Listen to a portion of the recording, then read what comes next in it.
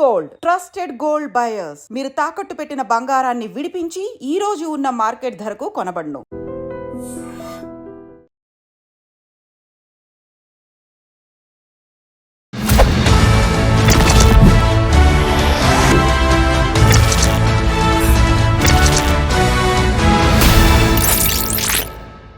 అందరికీ నమస్కారం. నేను Swaroopa Potlapalli. Welcome to trending topic.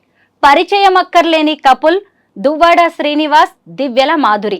ప్రస్తుతం వారిద్దరూ నాతో పాటు ఉన్నారు. వాళ్ళ గురించి ఇవాళ చాలా ఇంట్రెస్టింగ్ విషయాలను నేను మీకు చెప్పబోతున్నాను. నమస్తే మాధురి గారు. నమస్తే అండి. నమస్తే శ్రీనివాస్ గారు. బాగున్నానండి. నేను ఇప్పటికీ మీ ఇంటర్వ్యూస్, మీ వీడియోస్ చాలా చూశాను.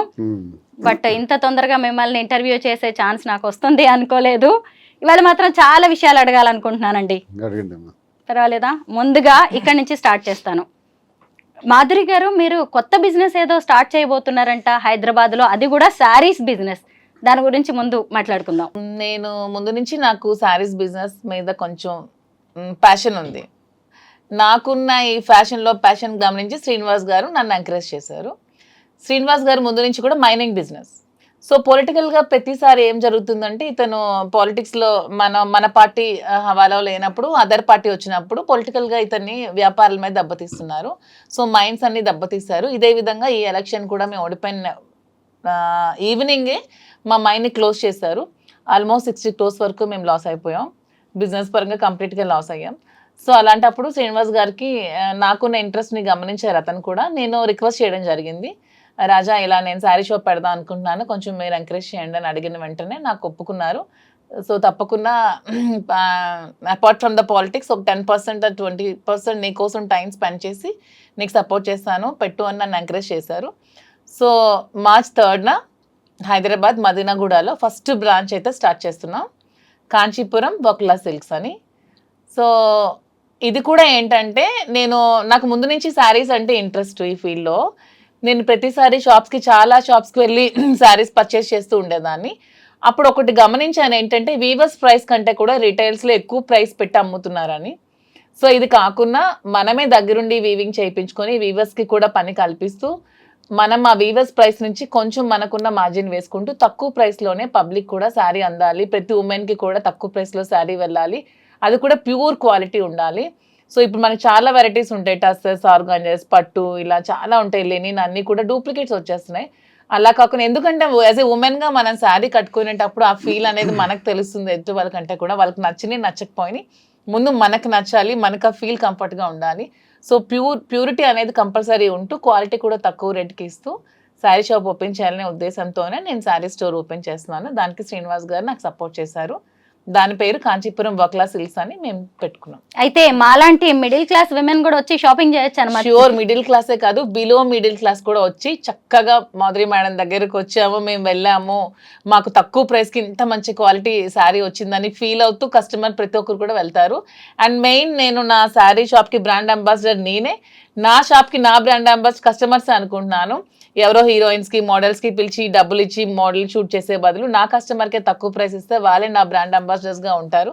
వాళ్ళే 10 మందికి వెళ్ళి చెప్తారు మేడం దగ్గర తక్కువ కాస్ట్ శారీ ఉందని. So public are my brand ambassador, మా కస్టమర్సే నా బ్రాండ్ అంబాసిడర్. శ్రీనివాస్ గారు చూసారు అసలు కాన్ఫిడెన్స్ లెవెల్స్.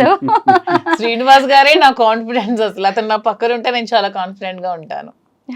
కాదు, చీరలు చూడడం కంటే కూడా ఆవిడని చూడడానికి వచ్చే వాళ్ళ కస్టమర్స్ సంఖ్య ఎక్కువగా ఉంటుందో ఏంటో. ఇప్పుడు మీరు మధ్యతరగతి అని అడిగారు కదా, మా కాన్సెప్ట్ కూడా ఏంటంటే సరసమైన ధర.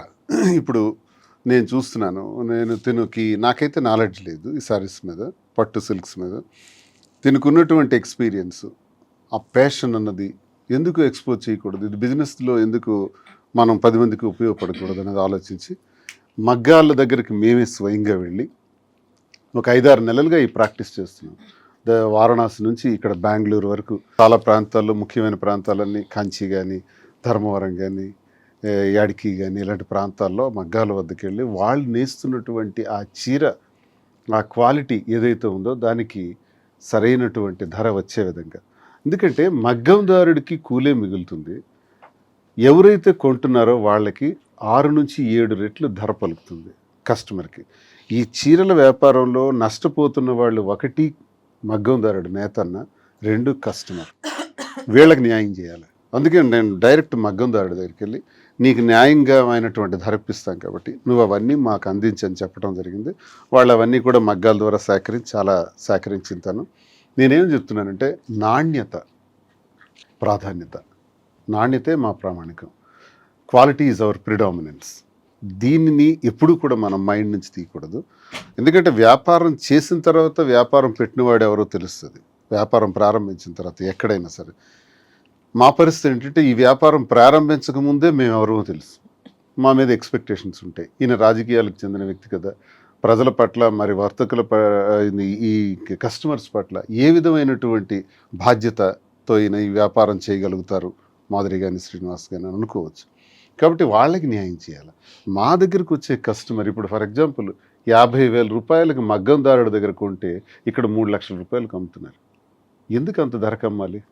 అప్పుడు అక్కడ మీరు అన్నట్టు ఒక మధ్యతరగతి కుటుంబానికి చెందినటువంటి ఒక మహిళ వచ్చి ఆ చీరను కొనాలంటే 3 లక్షలు అని కొనలేకపోవచ్చు. కానీ మా ఉద్దేశం అది కాదు.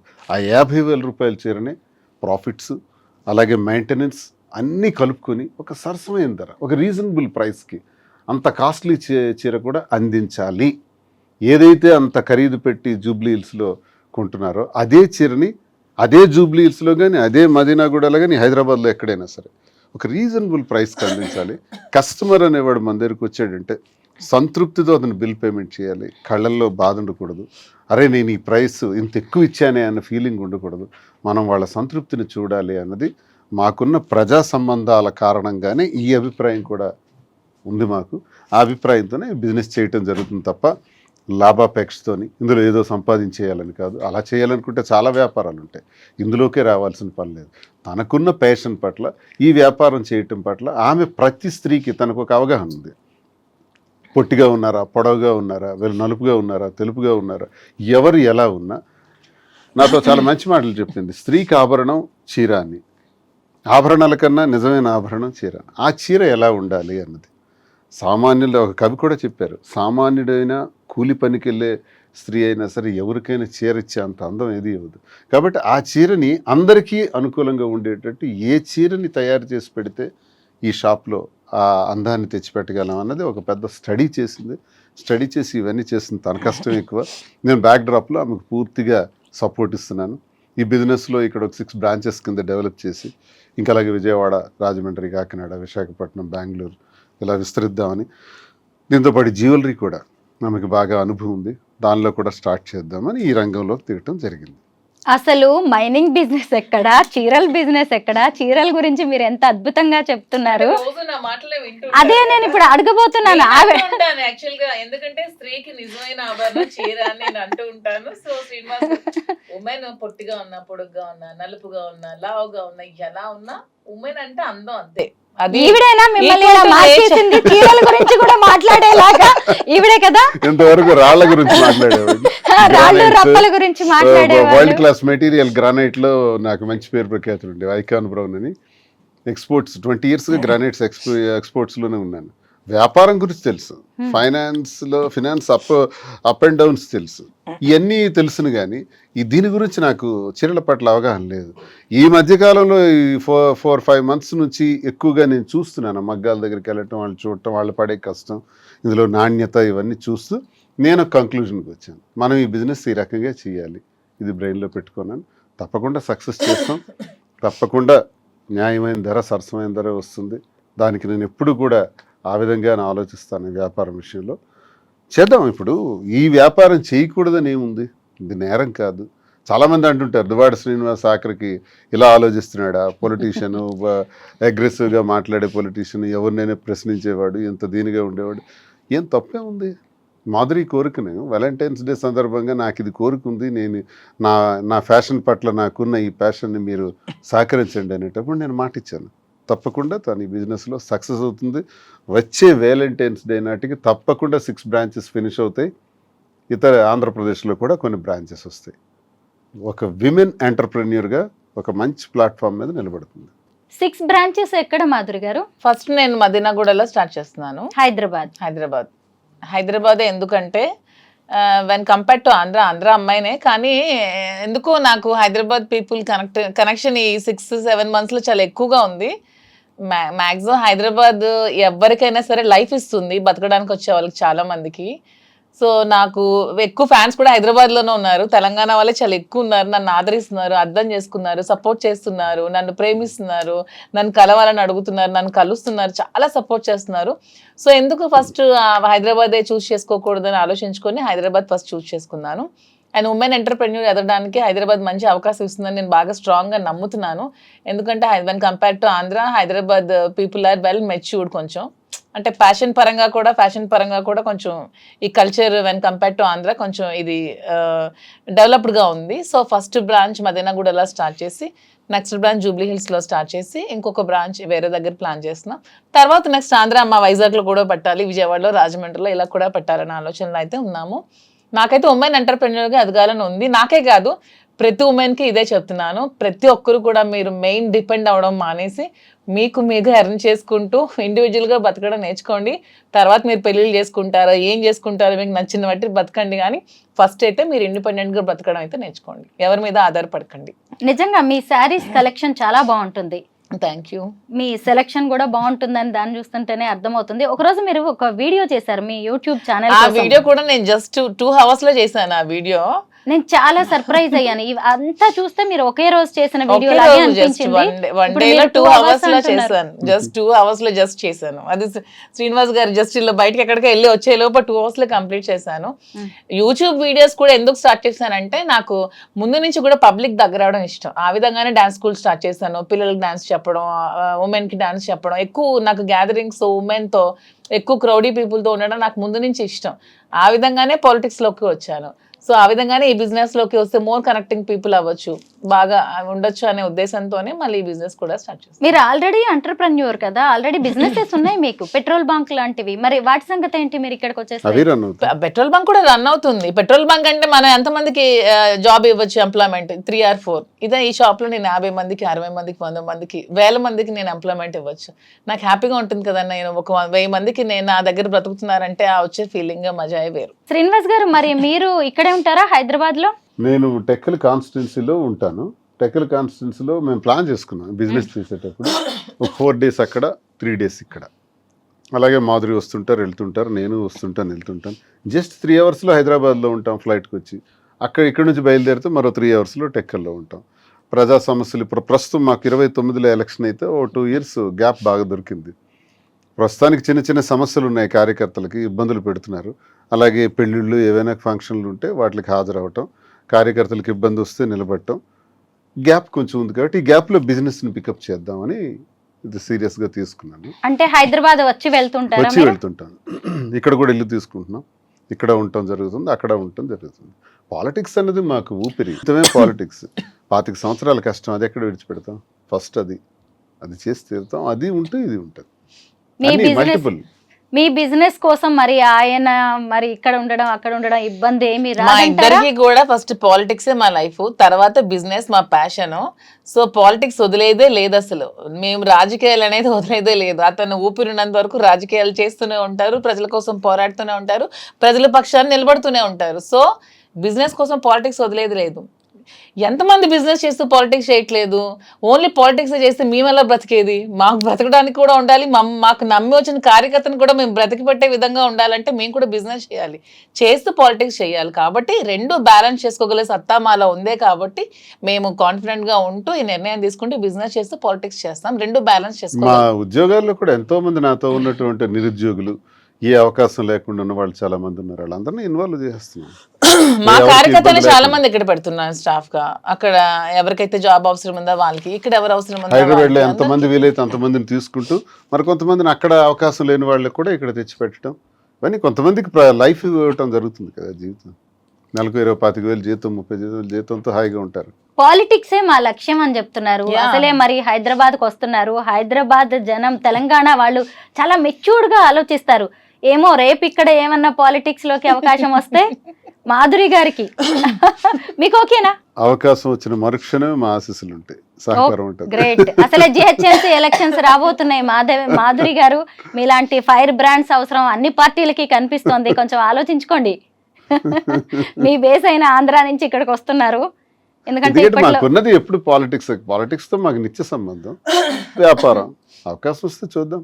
అయితే నేను ఒక ఇంటర్వ్యూలో మీరిద్దరు చెప్పడం ఒకటి నేను చూశాను, మాకు 5 పిల్లలు అన్నారు. మీ 2 ఆడపిల్లలు, అలాగే ముగ్గురు. మీకున్న 3 ఆడపిల్లలు. ఎలాగా ఇంత అంటే ఓన్లీ స్టేట్మెంట్కి అది పరిమితం చేస్తున్నారా, లేదంటే ప్రాక్టికల్గా కూడా బాధ్యతగా ఉంటున్నారా మీరు? Practical గా ఉండాలి కదా. స్టేట్మెంట్ కి పరిమితం చేయడానికి మేమేం చిన్నపిల్లలం కాదు. అలాంటి స్టేట్మెంట్ ఇవ్వాల్సిన అవసరం కూడా మాకు లేదు.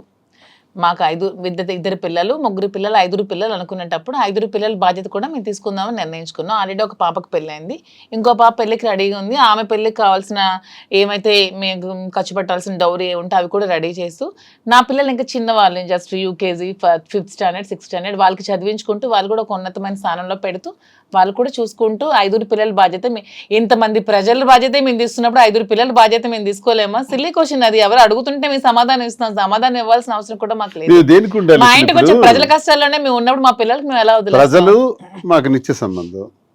మాకు మా వల్ల బయటకు వచ్చినటువంటి 5 పిల్లలు. 5 పిల్లలు చూడకపోతే మీరు ఎవరిని చూడాలి? కామన్, చిన్న విషయం. అది చూడాలి, తప్పదు. అది మా ధర్మం, మా బాధ్యత. యాజ్ ఏ పేరెంట్స్ గా పిల్లల బాధ్యత అందరికీ పేరెంట్స్ తీసుకోవాలి. వాళ్ళ తలరాతలు మనం కలనే, వాళ్ళు ఏమవుతారో అదేమనే తర్వాత అది దైవాధీనం. కానీ వాళ్ళ బాధ్యత మనం అయితే తీసుకోవాలి. వాళ్ళకి ఏ రంగంలో కావాలంటే ఆ రంగంలో పెట్టాలి. వాళ్ళకి ఎలా కావాలంటే ఏ ఫీల్డ్ కావాలంటే ఆ ఫీల్డ్ లో ఉంచి వాళ్ళని చూసుకోవాలని మేమైతే నమ్ముతున్నాం, అలాగే చూసుకుంటున్నాం. మాధురి గారు, మీ పిల్లలు 3 కూడా చిన్నవాళ్ళు, మరి ఇప్పుడు వాళ్ళు హైదరాబాద్కి వస్తారా మీతో పాటు? ఈ నెక్స్ట్ ఇయర్ అయితే హైదరాబాద్ లోనే పెట్టి ఇక్కడే స్కూల్లో జాయిన్ చేద్దామని అయితే నేను అనుకుంటున్నాను. నా దగ్గర ఉంచి చదివిద్దాం అనుకుంటున్నాను. ప్రెసెంట్ మా మదర్ దగ్గర ఉన్నారు. కొంచెం నేను సెటిల్ అయ్యాక హైదరాబాద్ నచ్చింది నాకు కూడా. సో హైదరాబాద్లోనే వాళ్ళు కూడా చదివిద్దాం అనుకుంటున్నాను. 3 ఆడపిల్లలు, వాళ్ళకి తండ్రి ప్రేమ, ఆయన అందించే భరోసా అనేది చాలా అవసరం. శ్రీనివాస్ గారు ఖచ్చితంగా మంచి తండ్రి, దాన్ని నేను కాదనలేదు. పిల్లలు కూడా అలా యాక్సెప్ట్ చేస్తారా తండ్రి లాగా? ఆయన పిల్లలు వాళ్ళ ఫాదర్ అండర్ లోనే ఉన్నారు. నేను మా హస్బెండ్ మ్యూచువల్ గా కన్సర్న్ తో విడిపోయినా సరే వాళ్ళ ఫాదర్ వాళ్ళ పిల్లల బాధ్యతను తీసుకుంటున్నారు. నా బాధ్యత కూడా యాజ్ ఏ మదర్ గా నేను తీసుకుంటున్నాను. యాజ్ ఏ గార్డియన్ గా, యాజ్ ఏ కేర్ టేకర్ గా, యాజ్ ఏ ఫిలాసఫర్ గా శ్రీనివాస్ గారు కూడా బాధ్యతలు తీసుకుంటున్నారు. మా పిల్లలకి 3 బాధ్యతలు కూడా ఉన్నాయి. 3 తీసుకుంటున్నాం కేరు. వాళ్ళకి ఏ లోటు ఉండదు. నా వల్ల ఈ భూమి మీదకి వచ్చారు పిల్లలు, వాళ్ళకి ఏ లోటు రానివ్వను. నా కంటికి రెప్పలా కాపాడుకొని చూసుకుంటాను. వారసుని ఇవ్వడానికి కూడా మేము రెడీగా ఉన్నాము అని చెప్పారు. చాలా సర్ప్రైజ్ అయ్యాను నేను అసలు. సర్ప్రైజ్ ఏముంది, ముందు నుంచి మేము అనుకుంటున్నాం. దాంట్లో సర్ప్రైజ్ ఏముంది? నేనే మాధురి అంటేనే ఓపెన్ గా చెప్తుంది ఏదైనా. మేము నిజంగానే వారసుడికి అందామనే ఆలోచనలో ఉన్నాము. యాక్చువల్గా ఈ ప్లానింగ్ ముందే ఉండే, కానీ ఈ బిజినెస్ కోసం ఈ ప్లానింగ్ ని ఒక 1 year షిఫ్ట్ చేసాం. ఆఫ్టర్ ఈ 1 year బిజినెస్ తప్పకుండా కేసులు కూడా ఉన్నాయి కదా, కోర్టులో కేసులు కూడా ఉన్నాయి కాబట్టి అవన్నీ కొంచెం తేలాలి. కాబట్టి కొంచెం తేలిన తర్వాత అవన్నీ కూడా ఉంటది. ఏముంది, కొడుకు కావాలి అనేది బలమైన కోరిక ఈవిడదే అనిపిస్తా ఉంటది నాకు. లేదు నాకంటే ఏంటంటే శ్రీనివాస్ గారు ఉన్న క్వాలిటీస్ ఇలాంటి అవసరం ఇంకొక జనరేషన్ కూడా ఉండాలి, ఇతని వారసుడు ఉండాలనే ఆలోచన నాకైతే ఉంది, అతనికి కూడా ఉంది, ఇద్దరికి ఉంది. మరో దువాడు వస్తాడంటే అంతే కదా. అలానే ఆడపిల్ల మగపిల్ల తక్కువ నేను అన్నా. ఏం ఆడపిల్లలు రాజకీయాలు చేయట్లేదా, ఆడపిల్లలు ప్రైమ్ మినిస్టర్ అవ్వలేదు, అలానే కాదు. ఊరికే మా ఇద్దరికి అనిపించింది. అంటే 5 ఉన్నారు కదా, వీళ్ళు 5 చూసుకోవడానికి ఇంకో బాబు ఉంటే బాగుంటుంది అంతే. మీ ఇద్దరిది ప్రేమ అనాలా, ఏమంటారు ఈ సంబంధానికి పెట్టే పేరు? అంతకు మించి, ప్రేమకు మించి ఏమైనా పదం ఉంటే పెట్టుకోండి. ఈ మాట నేను ఎందుకు అడిగాను అంటే, సహజంగా మనం టీనేజ్ లోనో లేదంటే ఒక 15 years నుంచి 25 years లోపు ప్రేమలో పడుతూ ఉంటాం. అది ఆడవాళ్ళైనా మగవాళ్ళ, ఇలాంటి పేర్లు ఏవో ఉంటాయి. ఆ తర్వాత పెళ్ళైన తర్వాత కూడా కొన్ని రిలేషన్స్ ఉంటాయి, వాటికి రకరకాల పేర్లు ఉన్నాయి. ఇప్పుడు మాధురి గారు, మీరు ఎప్పుడైనా మీ ఎంగేజ్ లో ప్రేమలో పడ్డారా? ఇలా కావాలి అని ఎప్పుడైనా అనిపించిందా మీకు? ఎంగేజ్ లో అంటే ఎప్పుడు డిగ్రీలో ఫస్ట్ ఇయర్ లో ఎప్పుడో ఒకసారి లవ్ చేశాను. తర్వాత చూసారా, అబ్బా ఎంత open mind. He knows everything. I told him everything about me. He knows everything. ఎప్పుడు డిగ్రీ ఇంటర్మీడియట్ 2nd year వరకు నేను శ్రీ చైతన్య చదివాను, గర్ల్స్ క్యాంపసే. డిగ్రీ ఫస్ట్ ఇయర్ లో బయోటెక్నాలజీ నేను first year. Degree first year లో ఒక అబ్బాయికి లవ్ చేశాను, ఆ అబ్బాయి కూడా లవ్ చేశాడు. ఇంట్లో ఇంటర్ కాస్ట్ వల్ల ఒప్పుకోలేదు. ఆ అబ్బాయి వేరే కమ్యూనిటీ, నేను వేరే కమ్యూనిటీ. ఆ అబ్బాయి వచ్చి ఇంటికి వచ్చి మాట్లాడడం కూడా జరిగింది. ఫాదర్ ఒప్పుకోలేదు. ఒప్పుకోకుండా నాకు ఈ మ్యారేజ్ చేశారు ఇంట్లో. అప్పట్లోనే బలవంతంగా నాకు పెళ్లి చేశారు. చేసిన తర్వాత కొంచెం అలా డిస్టర్బెన్సెస్ మా ఇద్దరి మధ్యలో, హస్బెండ్ మధ్యలో, మా మధ్యలో ముందు నుంచి ఉంది. అలా పెరిగాయి. వాని వల్ల ఇంకాస్త డిస్టర్బెన్సెస్ పెరిగి తర్వాత లాస్ట్ మా రిజార్ట్ శ్రీనివాస్ గారు అయ్యారు. అంటే చాలా మంది మహిళల్లో ఇలాంటి సంఘర్షణ ఉంటది మాధురి గారు. ఎందుకు మిమ్మల్ని చాలా మంది విమెన్ కావచ్చు, సొసైటీ కూడా మిమ్మల్ని అప్రిషియేట్ చేస్తుంది. ఎందుకు అంటే వాళ్ళ జీవితాల్లో వాళ్ళు చేయలేనివి చాలా మీరు చేసి చూపించారు. మీరు ఎంత అసలు ఆయన పక్కన కూర్చోబెట్టుకొని మీ లవ్ స్టోరీ గురించి చెప్పారు, ఇప్పుడు మళ్ళీ నేను ప్రేమలో పడ్డాను ఈయనతో అని చెప్పారు కదా అసలు. అంటే ఉమెన్ సంఘర్షణకి గురై భర్తతో ఇబ్బందులు పడుతూ ఆత్మహత్యలు చేసుకుంటూ మొన్న ఎవరో ఒక అమ్మాయిని చూశాను పాపం, డాక్టర్ అమ్మాయి లవ్ మ్యారేజ్ చేసుకుందంట పాపం, ఒక ప్రణీత. వీడియో పెట్టింది, ఎంత బాధ అనిపించింది అంటే ఎందుకు అంత బాధపడాలి, నువ్వు బయటకు వచ్చేసాయి, నీకు నీ చేతిలో చదువు ఉందిగా, నువ్వు హ్యాపీగా బతకచ్చు కదా, బయటకు వచ్చి అంత ఏడుస్తూ అంత చచ్చిపోతూ నువ్వు అక్కడ ఎందుకు బ్రతకాలి, సొసైటీ కోసం నువ్వెందుకు బాధపడాలి, సొసైటీ నీకేమైనా పెంచుద్దా, నువ్వు చచ్చిపోతే నీకేమైనా వచ్చి ఆపుద్దా, హ్యాపీగా వచ్చి బ్రతుకు. సో మనం ఏదో ప్రాబ్లమ్స్ ఉన్నాయని ఇరుక్కుంటూ మరి ఎంత పాసిబిలిటీ అంటే అంతవరకు సాల్వ్ చేసుకోవడానికి ట్రై చేయాలి. మన ఒక వైఫ్ అండ్ హస్బెండ్ మధ్య మనస్పర్ధలు వస్తే సాల్వ్ చేసుకోవడానికి మాక్సిమం ట్రై చేయండి. కుదరలేదు మనం అక్కడ సస్టైన్ అవ్వలేము, ఇంకా చావే శరణ్యం అయినప్పుడు ఖచ్చితంగా బయటకు వచ్చి మీ బతుకు మీరు బతకండి, అంతేగాని మీ లైఫ్ని ఎవరి కోసం నాశనం చేసుకోకండి. ఇది మీ లైఫ్, దేవుడు మీకు ఇచ్చిన లైఫ్, మీ లైఫ్ అనవసరంగా స్పాయిల్ చేసుకోకండి.